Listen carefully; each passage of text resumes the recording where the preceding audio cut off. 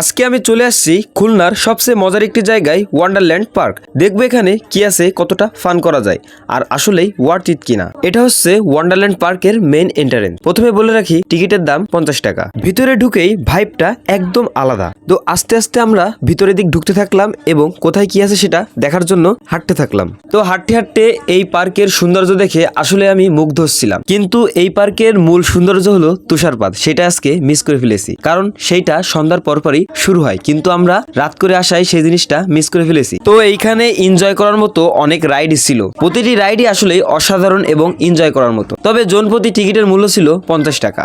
তো এই পার্কটায় বড়দের পাশাপাশি ছোটরা কিন্তু একটু বেশি এনজয় করতে পারবে।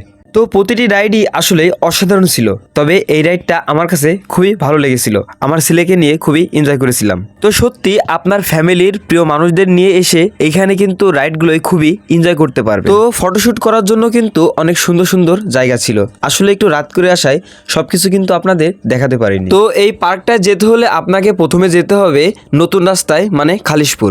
তো সেইখানে যদি আপনি যে কোনো অটোওয়ালাকে বলেন যে আপনি ওয়ান্ডারল্যান্ড পার্কে যাবেন, তাহলে কিন্তু আপনাকে সরাসরি সে পার্কের সামনে নামিয়ে দেবে এবং ভাড়া কিন্তু 15 থেকে 20 টাকা নিবে। তো প্রিয় বন্ধুরা, এই পার্কটা আপনাদের কাছে কেমন লেগেছে সেটা কিন্তু কমেন্টে জানাবেন।